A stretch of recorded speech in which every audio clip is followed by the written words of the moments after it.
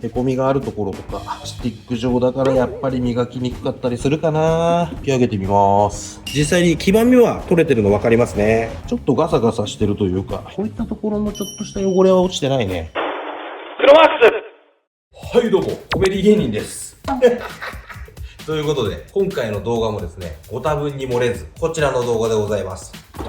こちら、クルザードから出ているヘッドライトクリーナーとヘッドライトのコーティング剤でございます。こちらを試してみようというね、ヘッドライト磨きの動画でございます。クロマークスのね、ヘッドライト磨きといえばこちらでございます。7年前の動画だけど、再生回数が380万再生、それぐらいの再生回数を誇りますお風呂のルック磨き洗い。その他にもですね、100円ショップのダイソーから出ている200円で売られているヘッドライトクリーナー、こちらの動画もね、100万再生超えてたんじゃないかな。ということで、ヘッドライトの動画といえばクロワークス、クロワークスといえばヘッドライトの動画みたいなところでですね、活動を強めていくにあたって、やっぱりヘッドライト磨きをやらないわけにはいかないだろうと。そしてコメディ芸人をやるからには、ヘッドライト磨きの動画もやらせていただこうじゃないかと、そういうふうに思いましたんで、こちらを試してみることにしました。こちらの商品なんですけれども、参考に持ってきたこれ、このヒーロビンと似たようなボトルタイプのものなんですよね。今までクロワークスではこういうボトルタイプのヘッドライトクリーナーっていうのを一度も使ったことがないので、まずはね、このヘッドライトクリーナー、実際使い心地とか汚れの落ち方とかも含めてね、どんな感じになるのか試してみたいっていうところと、こっちのヘッドライティングコーティング剤に関してはね、施工のしやすさとか、どれだけ利便性が高いのかみたいなところかな。そこまでは試してみたいというふうに思います。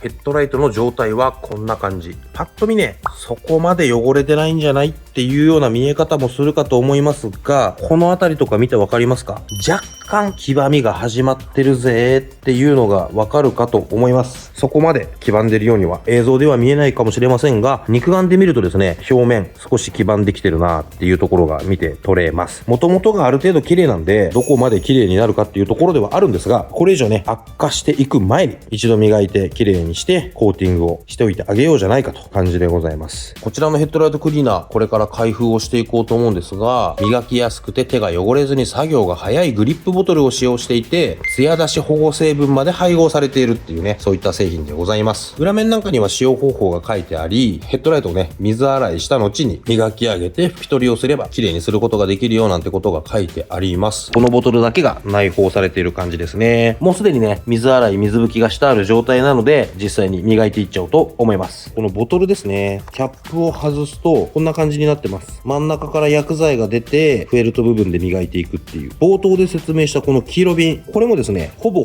同じ形状をしてます。なんだったらですね、形状全く同じものを使ってるんじゃないかっていうぐらいね、形がほぼ一緒で色が違うだけみたいな。内容物まで同一かどうかは分かりませんが、それがどういった効果を生み出すのか実際に磨いていこうと思います。まずね、施工するときに中に入っているコンパウンド、これがですね、偏っていたり沈殿していたりするといけないので、まずよく振ってですね、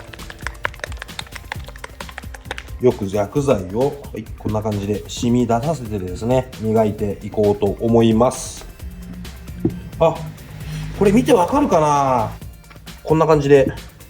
薬剤が糸引いてるの分かりますか？この薬剤が糸を引く感じはですね、黄色瓶ゴールドにはなかったような、そんな感じですね。もしかしたらこのフロントガラスに密着して落ちなくなるようにするために粘土がある程度持たされてるのかもしれないですね。磨き心地は過去にバズり散らかしましたお風呂のルック磨き洗いのような珪藻土、そういったものが含まれていて、細かい粒子が処理言ってるよーって分かるような、そういう磨き心地ですね。磨いた感じは、このボトルだから手が汚れず気軽に磨けるっていう点においてですね、磨きやすさにつながってるかな。逆言えばこういったちょっと凹凸がある点、ここのね、ウインカーレンズのところだけ少しボコッと出っ張ってるんですよ。少しですね、曲面が強いようなところだと、このボトルだとちょっと磨きづらかったりするのかな。そうですね、曲面はちょっと磨きづらいような印象はありますが、ボトル形状で商品が作られているということで、手は汚すことなく磨くことができてますね。で、こうやってね、コシコシ磨いていると、この上の部分の上部、特に紫外線にやられてたのがよくわかります。磨いてるその薬剤が、この上の方が若干黄ばんでってますね。上部を中心に磨き込んできますが、白い薬剤がつくことによってね、ヘッドライトの黄ばんでる部分、黄ばんでいない部分、そんなところがね、見ててわかります。こういうちょっと凹みがあるところとか、角の部分はスティック状だからやっぱり磨きにくかったりするかな。そんな感じは否めませんが、手は汚れず施工できてるんだから素敵ですよね。はい、こんな感じでひとまず一回磨き切ってみました。拭き上げはね、汚れがよくわかるようにこちら。これもクルザードのマイクロファイバークロス。新品を使って拭き上げてみます。見てください。実際に黄ばみは取れてるの分かりますね。実際にどの程度黄ばみが取れているのかっていうところですが、どうでしょうか。これ映像でビフォーアフターで見ていただければ分かるかと思いますが、黄ばみが随分取れてるのが分かるかと思います。まだね、完全に黄ばみが落ちきってる状態ではないので、もう一回同様の手順でヘッドライト磨いてみようと思います。どこまで綺麗になるかはわからないけど、実際に汚れが落ちてるっていうことは、そんなにね、黄ばんでないように見えていたとしても、それなりに黄ばみはあったし、実際にその黄ばみが磨いたことによって落ちてるんだなっていうことがわかりますね。ヘッドライトの上側の方、重点的にこすって磨きを落としていこうと思います。よし。こんなんでいいでしょう。さあ、2回目引き上げてみようと思います。2回目も結構引き上げると黄ばんでますね。だいぶ黄ばんでたのか。肉眼で見てもそこまでひどい黄ばみがあるようには見えませんでしたが、引き上げたウエスを見てみると、だいぶ黄ばんでんの分かりますよね。ってことは、クロワークス初号機ネオちゃんもだいぶ黄ばんでんだろうな。パッと見じゃちょっと分かりづらいですけどね。実際磨いてみたら思いっきり黄ばんでましたみたいなことあるだろうな、なんていうふうに今思いましたね。さあ、どうでしょう。だいぶ黄ばみ取れてますね。いやー、なんか2回施工して満足だなんていうふうに思っちゃいましたが、ちょっと嫌だな。もう1回ぐらい施工しよう。今回はね、合わせてコーティング剤を使ってコーティングもしますんで、できるだけ追い込んで綺麗にしようということで3回目施工しております。コーティングの話が少し出ちゃったんで、先にね、コーティングの話をさせていただきますと、私、すぐる代表はですね、以前にヘッドライトを磨いた後にコーティング剤もセットになってるね、ヘッドライトの黄ばみ取りみたいなものをケミカルで購入して、プライベートでね、黄ばみ取りをした後のコーティングっていうのを施工したことがあります。実際にその施工した時に感じたのが、施工したね、コーティング剤が半年も経たないうちに黄ばんできちゃったんですよ。そのコーティング剤が黄ばんだので、もう一度磨くために、当時購入した研磨剤を使ってもう一度コーティング剤もろとも磨き落とすっていう行為をしたんですけれども、コーティング剤がね、あるせいで、元々の黄ばみを取るときに磨いた労力よりも、後から施工したコーティング剤を剥がすために研磨をするっていう作業時間がね、めちゃめちゃ増えちゃったんですよ。半年で劣化するコーティング剤を剥がすための労力が半端なかったっていう、そういう話なんですけど、そういうことがあったので、変に安価なコーティング剤使用するぐらいだったら、ヘッドライトの黄ばみ取り、汚れ落とし、磨きだけをした状態で乗っていてですね、どうせ半年ぐらいで黄ばみ始めてくるんで、コーティングしてなければ。それであれば、半年後、もう一回黄ばみ始めてきたなっていうタイミングで、洗車のついでに、こうやって、もう一回磨いてあげれば、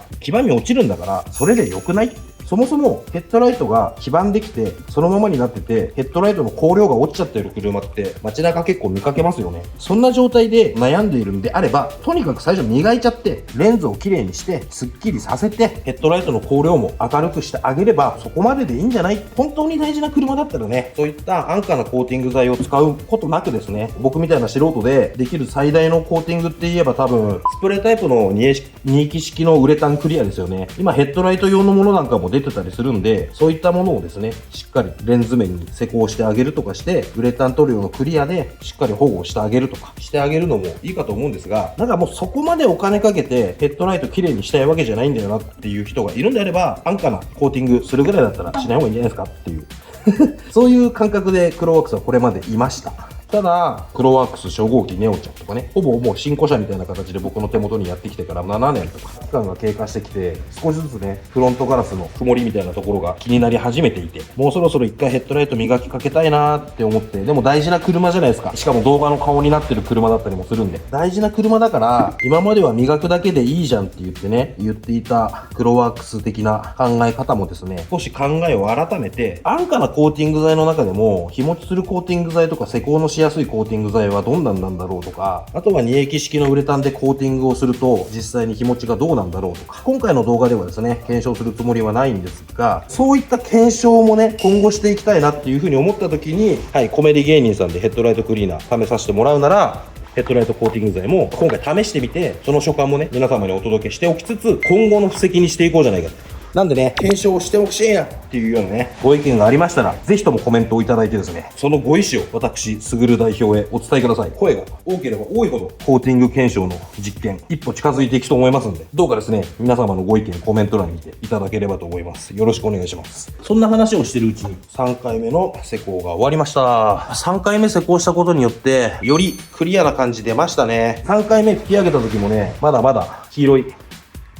薬剤の汚れがつきましたんで、ヘッドライトはまだまだ黄ばんでいたんだろうということが予測できます。まだ黄ばみありそうだけど、どうだろう、どんなもんかな。もうちょっとやった方がいいのかな。迷うね。けどパッと見、施工前のヘッドライトと比べても、実際に光沢出すようなね、薬剤も含まれてると思いますんで、ツヤツヤで光沢のあり、黄ばみが取れて、すっきりとクリアに映ってるようには見えますが、新品の状態っていうほどまでは戻ってないんだろうなっていうのは思います。ちょっとガサガサしてるというか、表面の汚れが落ちきれてなさそうな場所もあるんで、そういったところは追加で磨きつつ、おおむね3回の施工でいいでしょうっていうような結果が出ましたね。こういったところのちょっとした汚れは落ちてないね。やっぱりね、平面、それこそフロントガラス磨いた時の黄色瓶と同じように、しっかりした平面を磨くのが得意なの分かりますが、ヘッドライトってね、完全な平面ではなくて、車種によってはもっと R がきつかったり、そういうようなことがあるかと思います。そういった面を施工するときには、そういう磨きにくいところを意識して重点的に磨いてあげないと、ボトルタイプの磨きだと磨きが足りなくなる箇所が出てきそうな気がするなーっていう気がします。おい、お前の頭かぶってんだよっていうのはね、ちょっとご愛嬌でございます。よし。はい、ということで、おおむね綺麗になったでしょう。ツヤ感も出て綺麗になったかと思います。ということで、お次はこちら。ヘッドライトのコーティング剤をこれから施工していこうと思います。読めますかね。拭き取り不要ムラなく伸びるということで、ヘッドライトを洗浄研磨します。コメリ水垢汚れピッチタール洗浄剤で洗浄またはヘッドライトクリーナーで洗浄研磨した後本製品を施工するとより驚きの透明感を得ることができますということで、本液を少量ずつスポンジに染み込ませ、できるだけ薄くムラのないように塗布しそのまま乾燥と。完全乾燥まで12時間ぐらいかかるんだね。薄塗りすりゃいいんだ。ということで開封していきます。これしか入ってない。奥にスポンジ。これね、ここに書いてあります。一度使ったスポンジは再度使用できないらしいです。事前にスポンジを分割して使用いただくか、市販のスポンジを代用してくれって書いてあるから、これカットすっか。この感じの瓶の容量だと何回か施工できそうだから、3分の1ぐらいにカットするかな。なんか4分の1カットぐらいになっちゃった。まあいいか。これでも施工できるでしょう。はい、ということで施工してみようと思います。こんな感じで見えますかね。結構口広いんで、ってこぼしてですね、流してしまったりしないように気をつけないといけませんね。匂いはね、なんか強い薬剤だなっていう感じがします。少量を塗り伸ばす感じにしてくれって書いてあったから、こんなもんかな。よし、こんなもんでいいでしょう。フロントから施工していきます。なんかすごい。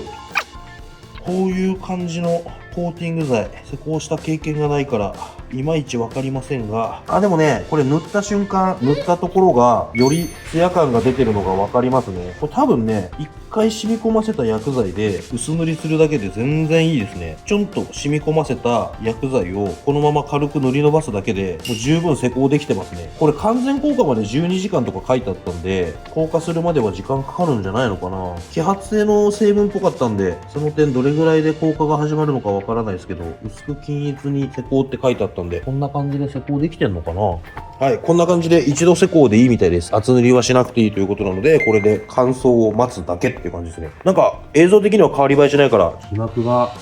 できたぜっていうのが目視ではよくわかりません。なんかそんぐらいの薄薄い皮膜なんでしょうね。触ってもしょうがないんで、このまま完了ということで、映像的には全く何も変わり映えしないような状況になるんですが、以前にね、プライベートで安物のコーティング剤をしたところ、半年でね、そのコーティング剤が黄ばんでしまって、落とすのが大変だったっていうね、その時に施工したヘッドライトのコーティング剤よりも、このコーティング剤、皮膜がより薄いなっていうのは感じました。万が一ね、これが紫外線の影響の大きいところに置いといて、半年1年で、このヘッドライトがまた黄ばんでしまったっていう時にも、磨き落とすのは皮膜が薄い分、そんなにもう一度磨き直すのも大変な思いはしなくて済むんじゃないかななんていう感覚はしました。ただ実際に皮膜が硬くてなかなか落ちないよとか、すぐに黄ばむよとか、いやこれ1回コーティングしたら5年10年大丈夫だよとかっていうのはまだそういったところのね、検証というところがわからないんで、いずれですね、同程度黄ばんだヘッドライト手に入れまして、ヘッドライトの黄ばみという研磨後にそれぞれのコーティング剤をそれぞれに施工して、実際に雨風紫外線の影響がもろ受けるところに3ヶ月とか半年とか放置して、そのヘッドライトがどういうね、黄ばみ方をしていくのか、コーティング剤がどう黄ばんでいくのかみたいな、劣化の度合いみたいなところも検証する長期動画ね、撮ってみたいなというふうに思ってますんで、その動画楽しみにしていてください。こんな感じでですね、ヘッドライト黄ばみ取りしてみましたが、これで検証終了っていうんじゃ面白くないんで、検証は終了してるんですけど、ヘッドライトがですね、完全にただのハロゲンの純正のままなんで、どうせだったらヘッドライトを交換してやろうじゃないかということで、バルブ交換しようと思います。ヘッドライトを交換したので、さあどんなヘッドライトになったのか検討してみようと思います。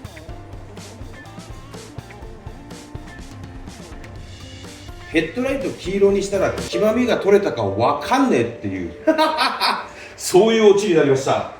はい、ということで今回はですね、コメリのクルザードから出ているヘッドライトクリーナー、ヘッドライトコーティング剤試してみる動画を撮影してみました。現在時刻もね、もう夜10時11時、なんか日中やる気起きねえなとかってグダグダしてたら、撮影開始時刻が遅くなり、来客対応とかしてる間にいつの間にかこんな時間にっていう感じでですね、私すぐる代表はわちゃわちゃしておりますが、こんなやつでも面白いなと応援してやろうなっていう方がいましたらですね、この動画ぜひとも評価いただいてですね、お前はよく頑張ってるよっていうね、ねぎらいの言葉をコメントにいただければと思いますので、よろしくお願いします。動画のね、最中にお話しした通り、今後もヘッドライト周り、コーティング剤も含めていろんな検証していこうと思いますので、そのあたりの動画も楽しみにしていただければと思います。今回も最後までご視聴いただいた皆様、本当にありがとうございました。